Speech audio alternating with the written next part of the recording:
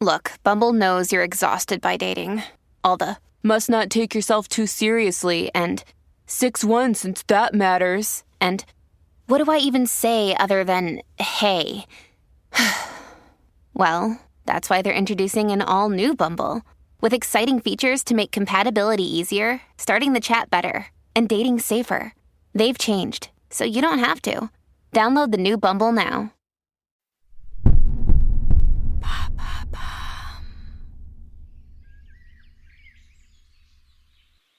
30 juin 1764. Un vent tiède balaie les vallées du Gévaudan. Dans cette région du sud de la France, il fait encore doux au début de l'été, au moment où le soleil se couche. À cette heure de transition, les futaies de pins, de chênes et de bouleaux baignent dans une lumière orangée. Quelques voix s'éteignent, celles des oiseaux, d'autres s'élèvent, celles des grillons nocturnes. Et le murmure des ruisseaux forestiers résonne au milieu des mousses et des ombres. Quand vient la nuit, un frisson parcourt toujours les bois sauvages, comme un secret transmis d'arbre en arbre qu'aucune oreille humaine ne doit entendre.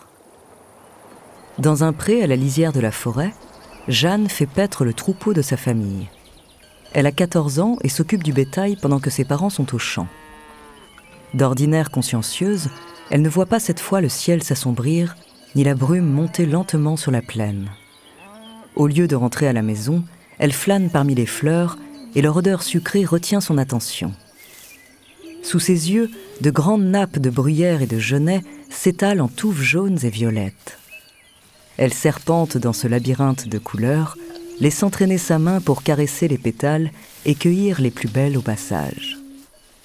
Perdue dans ses pensées, elle ne se rend pas compte qu'elle s'éloigne un peu trop de ses vaches. Le tintement de leurs cloches semble si lointain maintenant, leurs mugissements apeurés lui paraissent irréels. Et pourtant le troupeau tente bel et bien de l'avertir en poussant de longs cris désespérés. Car derrière la jeune fille, une silhouette menaçante vient de sortir de la forêt. Profitant de la pénombre dans laquelle la plaine plonge chaque seconde un peu plus, elle s'approche silencieusement, à petits pas feutrés. Jeanne a le dos tourné, le sourire aux lèvres et le nez dans ses fleurs, elle se demande à qui elle offrira son bouquet au village. Quand tout d'un coup, un frémissement lui traverse l'échine et remonte dans sa nuque jusqu'à la racine de ses cheveux. La peur soudaine, inexplicable, irrépressible de la mort. En un instant, son champ de vision se tord et se déforme. Chaque muscle de son corps se fige, comme pris dans la glace. Ses jambes ne la portent plus. Son souffle se bloque dans sa gorge. Elle ne peut plus bouger, mais elle sent très clairement qu'elle n'est plus seule dans ce pré avec ses vaches. Quelqu'un ou quelque chose les a rejointes. Et cette présence se trouve juste derrière elle. Un grognement et un filet de salive qui dégouline dans l'herbe humide, c'est tout ce que la jeune fille entend, avant d'être subitement projetée sur le ventre. Une douleur insupportable irradie aussitôt tout son cou. La tenaille brûlante d'une mâchoire que rien ne peut desserrer. La morsure est précise. Jeanne n'a aucune chance. Elle a à peine le temps de se débattre que son esprit sombre déjà comme une pierre au fond d'un lac. Et en quelques giclées, son bouquet de fleurs fraîches prend la couleur du sang. Ce soir de juin 1764, Jeanne Boulet meurt, attaquée par une étrange créature. Elle est la première victime, mais loin d'être la dernière. Car bientôt la région du Gévaudan va trembler. Et dans la France entière, on ne va pas tarder à se poser la même question. Quelle est cette bête qui sème la mort sur son passage ?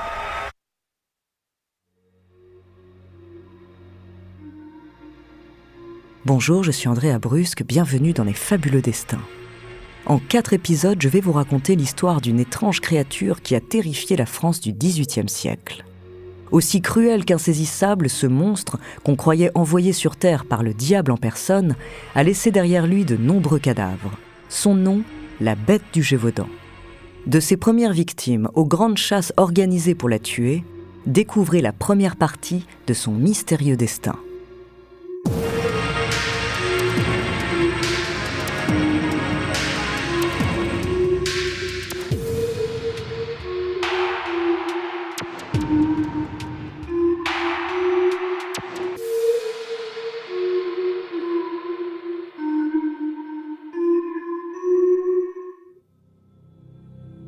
Le Gévaudan correspond à l'actuel département de la Lozère, au sud-est de la France. C'est un territoire rural, hostile, aux forêts denses et au relief montagneux. Sous l'Ancien Régime, dans les années 1760, ses habitants sont pauvres. Ils vivent principalement de l'élevage et des fruits de leurs récoltes. À cette époque-là, c'est l'une des régions les plus violentes du pays. La vengeance personnelle se pratique, elle fait partie du code d'honneur de tout homme du coin qui se respecte. Et puis les vols, viols et meurtres y sont nombreux dans les villages ou sur les sentiers de campagne. Dans le Gévaudan, on vit de peu et on reste sur ses gardes. Alors quand on retrouve le corps mutilé de Jeanne Boulet au début de l'été 1764, personne n'y prête vraiment attention.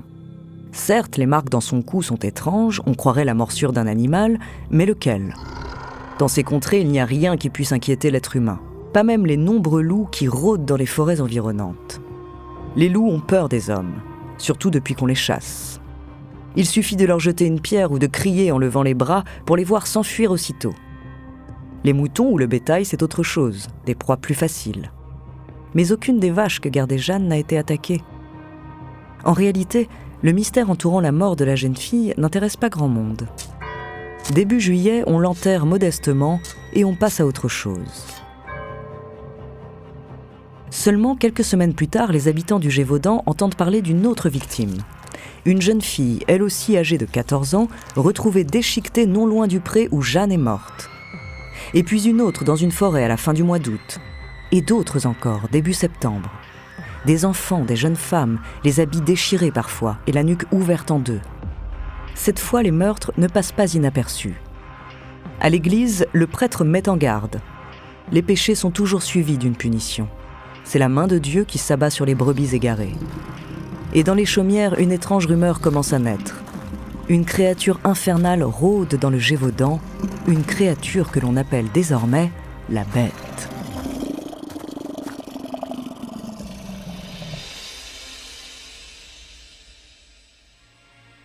Avant de continuer cet épisode, nous voulions vous remercier pour votre écoute. Si vous voulez continuer de nous soutenir, abonnez-vous à la chaîne Bababam Plus sur Apple Podcast, cela vous permettra une écoute sans interruption.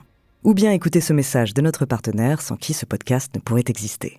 On se retrouve tout de suite après.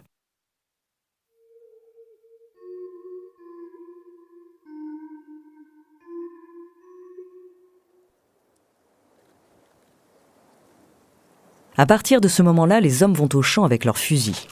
Les femmes et les enfants gardent les troupeaux armés de lances et de bâtons.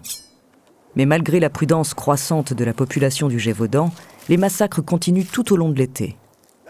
Bergers, vachères et pastoureaux sont retrouvés égorgés, dévorés. Certaines victimes ont le ventre rongé et les entrailles à l'air libre. Chaque mort attise un peu plus la peur et la colère des habitants du Gévaudan. Les rumeurs les plus folles circulent dans la région, et comme un gigantesque incendie, la panique se répand de village en village. Début octobre 1764, l'automne commence à s'installer dans la région. Les chemins de campagne se tapissent de feuilles brunes. Un vent plaintif s'infiltre sous les portes et charrie avec lui l'odeur du bois mouillé et la fraîcheur des premières gelées. Les jours raccourcissent, laissant place à la nuit toujours plus longue et aux craintes qu'elle inspire. Là, au nord-ouest de la région, dans une petite chaumière, un enfant lutte contre la fièvre. À son chevet, sa mère veille sur lui et remet de temps à autre une bûche dans la cheminée. Le garçon a les yeux grands ouverts. Il n'a pas dit un mot depuis 3 jours, mais une terreur sourde se lit dans son regard. Sur son crâne, une énorme trace de pattes. Des griffes ont lacéré sa chair, emportant une partie de ses cheveux et de la peau de son front. Aucun doute, il a été attaqué par la bête. Sauf que cette fois, l'enfant a survécu. Et dans un sursaut, il se redresse soudain dans son lit. Ce n'est pas un loup, c'est plus grand, beaucoup plus grand. Elle avait le poil roux, une raie noire sur le dos, blanche sur le ventre, le museau allongé, la queue très longue et touffue, et sa gueule était énorme. Après avoir parlé, le garçon plonge dans un sommeil profond. Mais sa mère a tout entendu. Elle a gravé chacun de ces mots dans sa mémoire. Et dès le lendemain matin, elle court avertir l'intendant du Gévaudan. C'est la première fois qu'une description de la bête est faite. Avec ça, il sera facile de l'identifier. Mieux encore, de la tuer. Après une dizaine de victimes, ce témoignage est le coup de fouet dont avaient besoin les autorités locales. Et dès le départ, on voit les choses en grand. La mission est confiée à Jean-Baptiste Duhamel, capitaine aide-major de l'armée à la tête d'un régiment stationnant dans la région. L'homme est intelligent, c'est un soldat coriace et expérimenté qui veut éradiquer ce fléau le plus vite possible.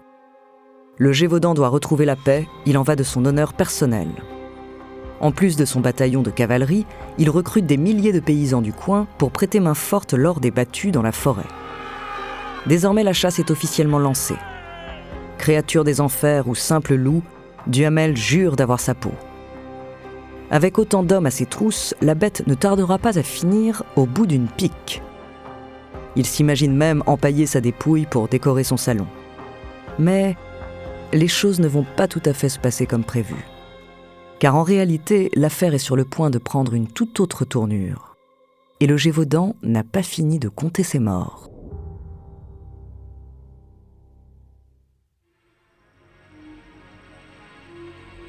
Merci d'avoir écouté cet épisode des Fabuleux Destins, écrit par Élie Oliven, réalisé par Raphaël Menoux. Dans le prochain épisode, je vous raconterai les premiers échecs des chasseurs et l'implication de la presse et du roi de France dans l'affaire. En attendant, si cet épisode vous a plu, n'hésitez pas à laisser des commentaires et des étoiles sur vos applis de podcast préférés.